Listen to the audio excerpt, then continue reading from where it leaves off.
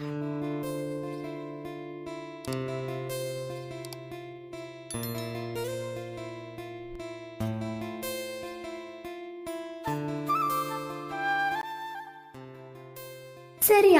40 நாட்கள் முன் நடந்தவற்றை எண்ணி பார்த்தால் சாரு. அப்பா, லேட் ஆகிறது, சீக்கிரம் வாங்க. ஏய், ஏன் கத்துற? அப்பா வருவார், அதற்குள் உன் மதிய உணவை எடுத்து வை. நீங்களே பேக் பண்ணுங்க ப்ளீஸ் என்றால் உணவு மேஜையில் அமர்ந்தபடி. உன் வேலையை நீயே செய்து பழக சாரு என்றபடி வந்தார் ரங்கநாதன். உங்க லஞ்ச் பாக்ஸை யாருப்பா எடுத்து வைத்தது என்றார் லேசாக தலையை சாய்த்தபடி. ரங்கநாதனின் பல வேலைகளை அவரே செய்து கொண்டாலும் உணவு விஷயம் முழுவதும் செய்வது அவர் மனைவி தாமரைதான். அவள் கிண்டல் செய்வதை புரிந்து கொண்டு, தப்புதான், உன்னிடம் பாயை கொடுத்திருக்க கூடாது என்றார் ரங்கநாதன். ஏய், காலையில இருந்து அப்பா எவ்வளவு வேலை செய்திருக்கிறார் தெரியுமா? பின்பக்க தோட்டம் சுத்தம் செய்து இதோ சமையலுக்கு காய்கறி எல்லாம் வெட்டி கொடுத்தார். நீ ஒவ்வொன்றுக்கும் ஒரு ஆள் உனக்கு வேண்டும். தலைக்கு எண்ணெய் வைக்க, ஷாம்பு எடுத்து கொடுக்க, டிரெஸ் அயன் பண்ண. இன்னும் சிறு பிள்ளையா நீ? வீட்டில் ஒரு வேலை செய்வதில்லை என்றாள் தாமரை. உன் அக்கா எல்லாவற்றையும் கற்றுக்கொண்டே இப்போது புகுந்த வீட்டில் படாத பாடுபடுகிறாள். நீ என்ன செய்வாயோ? போதும் அம்மா அர்ச்சனை, சீக்கிரம் டிஃபன் வையுங்கள் என்று தன் தட்டை நீட்டினாள்.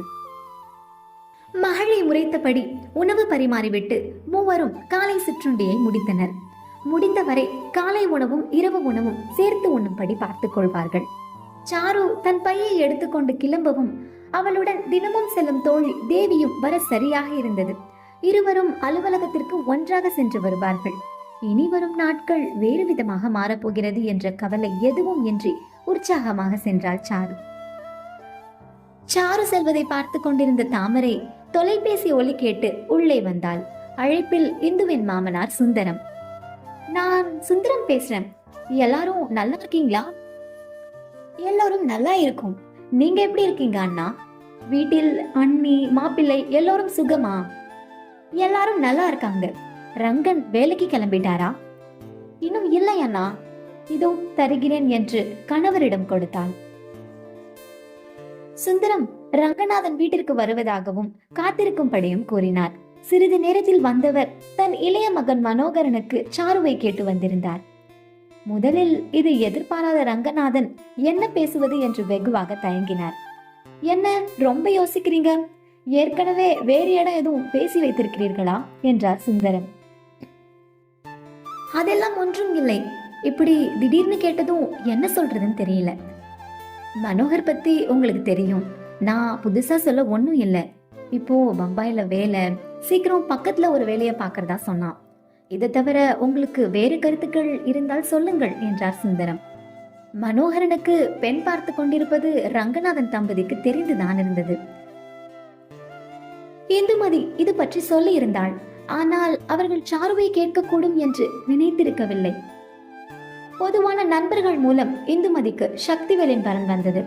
ரங்கநாதன் குடும்பத்தை விட சுந்தரத்தின் குடும்பம் அதிக வசதி பெற்றிருந்தனர்.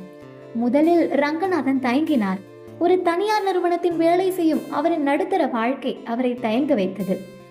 எந்த எதிர்பார்ப்பும் இல்லை என்று சுந்தரம் குடும்பம் இந்துமதியை மருமகளாய் ஏற்றனர். இப்போது சாருவை அதே வீட்டிற்கு கொடுப்பது என்றால் அதிகம் யோசிக்க எதுவும் இல்லை என்று ரங்கநாதன் எண்ணினார். அன்றே மணமக்களுக்கு பொருத்தம் பார்க்க முடிவெடுத்தனர். இரு குடும்பத்திலும் பெற்றோர்கள் சென்று பொருத்தம் பார்க்க திருமண தேதி குறிக்கும் அளவுக்கு சென்றது. எல்லாம் அதிவேகமாக நடப்பது போல் உணர்ந்தாள் தாமரை. மகளிடம் திருமணம் பற்றி ஒன்றும் பேசியிருக்கவில்லை. ஆனால் சொல்ல தயங்கிக் கொண்டிருக்கையில் நாமே எல்லா முடிவும் செய்தால் எப்படி? முதலில் மனோகரனுக்கு பெண்ணை பிடிக்க வேண்டும் என்றார் சுந்தரத்தின் மனைவி விஜயா. தங்களின் மகளின் எண்ணத்தை விஜயா குறிப்பிடாதது தாமரைக்கு சற்று வருத்தமாக இருந்தது. அதுவும் சரிதான். ஜாதகம் பொருந்திய சந்தோஷத்தில் நான் கல்யாண தேதி குறிக்க போயிட்டேன். முதலில் இருவருக்கும் பிடிக்க வேண்டும். அவர்கள்தான் வாழப்போவது. இன்றே அவர்களிடம் பேசிவிடலாம் என்றார் சுந்தரம். மனோகர், சாருமதி இருவரிடமும் பேசிவிட்டு முடிவெடுக்க எண்ணினார்கள். சுந்தரம் குடும்பத்தினர் மோட்டார் சாதனங்களுக்கான கடைகளை வைத்திருந்தனர்.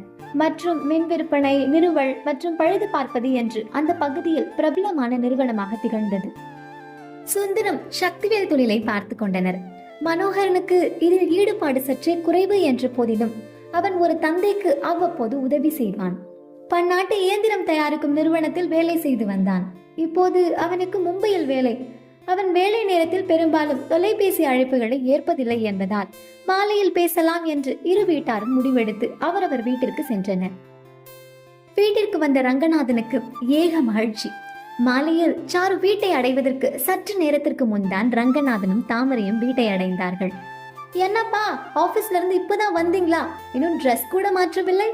வாடா, இப்பதான் வந்தோமா, 2 பேரும் வெளியே போயிருந்தீங்களா என்றபடி தந்தையின் அருகில் சென்று அமர, முதலில் கை காலெல்லாம் கழுவி ட்ரெஸ் மாத்தி விட்டு வா என்றாள் தாமரை.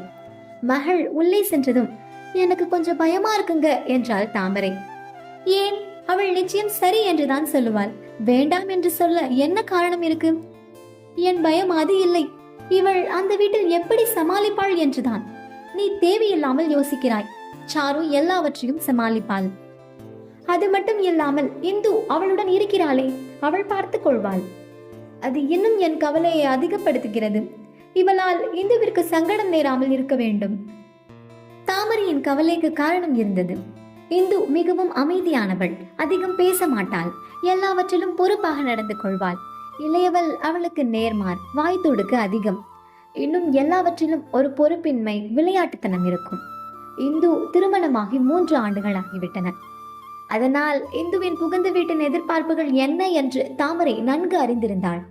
சாரு அவர்களின் எதிர்பார்ப்புக்கு ஏற்றபடி நடந்து கொள்வாளா என்ற கவலை அந்த தாயை பற்றி கொண்டது. கணவனிடம் இது பற்றி பேசிக் கொண்டிருந்த போது சாரு அங்கே வந்தாள். என்ன தீவிரமான பேச்சுவார்த்தை போல் இருக்கிறது என்றபடி பெற்றோர்களுடன் சென்று அமர்ந்தாள். முக்கியமான விஷயம்தான், எல்லாம் உன் கல்யாணம் பற்றி தான் என்றார் சுந்தரம். அப்பா பிளீஸ், இன்னும் ஒரு 2 வருஷம். இப்போதுதான் டிகிரி முடித்தேன். கொஞ்ச நாள் உங்களோட ஜாலியா இருந்துட்டு அப்புறம் அதை பற்றி பேசலாம். அம்மா, எனக்கு ஒரு காஃபி என்றாள். இல்லையம்மா, இது நல்ல இடம். அதுதான் அக்காவிற்கு செய்தது போல் எனக்கும் செய்யலாம் என்று நினைக்காதீர்கள். எனக்கு இப்போது திருமணம் வேண்டாம். உன் அக்காவிற்கு அப்படி என்ன நாங்கள் செய்து விட்டோம்? தெரியாத மாதிரி கேட்கிறீர்களே. அவளும் என்னை போல் வேலைக்கு போக வேண்டும், சொந்த காலில் நிற்க வேண்டும், யாரை சாராமல் இருந்து பழக வேண்டும் என்றெல்லாம் நினைத்தாள். ஆனால் நல்ல வரன் என்று சொல்லி உடனே கல்யாணம் செய்து வைத்து விட்டீர்கள். இப்போது அவள் அந்த வீட்டில் எல்லாவற்றிற்கும் ஆமாம் சாமி போட்டுக்கொண்டு காலம் தள்ளுகிறாள். என்னால் அப்படி இருக்க முடியாது. தாமரை இது போன்ற பேச்சை எதிர்பார்த்ததால் ரங்கநாதனை போல் அதிகம் அதிர்ந்து விடவில்லை.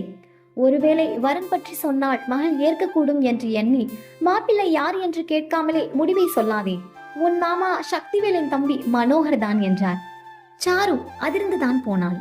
மனோகரன் தெரியாத முகம் இல்லை என்றாலும் பெரிய பரிச்சயம் இல்லை. அவனிடம் விருப்பு வெறுப்பு என்று எதுவும் இல்லை. ஆனால் ஒரு இளங்கலை பட்டம் பெற்று ஒரு வேலையையும் சம்பாதித்திருந்த சாரு வேறு பல கனவுகள் கண்டிருந்தாள். 5 இலக்கில் சம்பளம், பெற்றோருடன் 2 அல்லது 3 வருடங்கள் சுதந்திரமாக கழிக்க வேண்டும் என்று எண்ணியிருந்தாள். உண்மையில் இந்துவின் கனவாகவும் இருந்தது. நல்ல இடத்திலிருந்து வரன் வந்ததும் இந்துவின் திருமணம் நிச்சயமானது. அதன் பின் எல்லாம் பகல் கனவாக போனது. அதனாலேயே திருமண பேச்சு இப்போதைக்கு வேண்டாம் என்று சாரு எண்ணினாள். சாருவின் மனதில் இன்னும் பல விஷயங்கள் ஓடிக்கொண்டிருந்தன. எல்லாவற்றையும் பெற்றோரிடம் சொல்ல அவளுக்கு விருப்பம் இல்லை. எனக்கு இந்த திருமணம் வேண்டாம், கொஞ்ச நாள் போகட்டும் என்று அங்கிருந்து நகர்ந்தாள். ரங்கநாதன் பெரும் ஏமாற்றம் அடைந்திருந்தார். மனைவியின் முகத்தை பார்த்தார். தாமரை அவரளவு ஏமாற்றம் அடையவில்லை என்று தெரிந்தது. ஏன் சாரு இப்படி சொல்கிறாள்? நீயும் முதலிலிருந்து ஏதோ தடை சொல்லிக் கொண்டிருக்கிறாய். எனக்கு ஒன்றும் புரியவில்லை. இதைவிட ஒரு நல்ல சம்பந்தம் நமக்கு கிடைக்குமா? மனோகருக்கு என்ன குறை? அவளுக்கு மனோகரை பிடிக்கவில்லை என்று சொல்லவில்லை. இப்போது திருமணம் வேண்டாம் என்கிறாள். அவள் ஏன் அப்படி சொல்ல வேண்டும்? அதுதான் சொன்னாலே நம்முடன் கொஞ்ச நாள் இருக்க வேண்டும் என்று. புரியாமல் பேசுகிறாய் தாமரை. இந்துவின் மாமனார் இந்த சம்பந்தம் பேச வந்ததும் எவ்வளவு சந்தோஷப்பட்டேன் தெரியுமா? நம் 2 மகள்களும் ஒரே வீட்டில் வாழப் போகிறார்கள். ஒருவருக்கு ஒருவர் ஒத்தாசையாக எப்போதும் இருக்கலாம். வேறு வேறு இடத்தில் திருமணம் நடந்தால் இருவரும் அப்படி இருக்க முடியாது.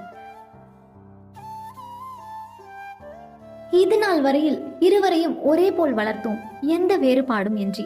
ஆனால் திருமண விஷயத்தில் அப்படி செய்ய முடியுமா என்று எனக்கு பெரும் சந்தேகம். இந்துவை வசதியான வீட்டில் கட்டி கொடுத்தோம். அவளுக்கு அப்படி தானாக அமைந்தது. அப்படி வேறொரு இடத்தை சாருக்கு தேட முடியுமா? அப்படியே தேடினாலும் அவர்கள் எதிர்பார்ப்பிற்கு நம்மால் செய்ய முடியுமா? ஒருவேளை நமக்கு ஏதுவாக பார்த்தால் இருவருக்கும் பொருளாதார நிலையில் எவ்வளவு வேறுபாடு இருக்கும். ஏதோ சாருவுக்கு குறைத்து செய்து விட்டதாக நமக்கு எப்போதும் உறுத்தும். நீங்கள் தேவையில்லாமல் யோசிக்கிறீர்கள். யாருக்கு எது அமைய வேண்டும் என்று இருக்கிறதோ அப்படியே அமையும். நம்மால் முடிந்தவரை சிறப்பாக செய்வோம். அதைத்தான் சொல்கிறேன். சிறப்பாக ஒன்று நடக்க இருக்கும் போது அதை ஏன் நாம் தட்டி கழிக்க வேண்டும்? சிறப்பு என்பது பொருளாதார நிலையை மட்டும் வைத்து சொல்ல முடியாது இல்லையா? என்ன பேசுகிறாய்? மனோகருக்கு வேறு எதில் குறை? நல்ல குடும்பம், நல்ல குணம், வேறென்ன வேண்டும்? நம்முடன் இருக்க ஆசை என்று வரும் நல்ல வாழ்க்கையை உதறக்கூடாது. சாருவிடம் பேசு. கணவன் சொல்வதில் உண்மை இருந்தது. ஆனால் சாருவை எப்படி சம்மதிக்க வைப்பது? சாருவின் இந்த முடிவுக்கு இந்துதான் காரணம் என்று தாமரை நன்கு அறிவாள். தாமரை என்ன சொல்லி சாருவை இந்த கல்யாணத்துக்கு சம்மதிக்க வச்சிருப்பாங்க? சாருவுக்கு இந்த கல்யாணம் பிடிக்கலனாலும் இதுக்கப்புறம் இது பிடிச்ச மாதிரி மாறுமா இல்லையா அப்படிங்கறத அடுத்த எபிசோட்ல பார்க்கலாம். அதுவரை உங்களிடமிருந்து விடைபெறுவது உங்கள் இஷா. நன்றி, வணக்கம்.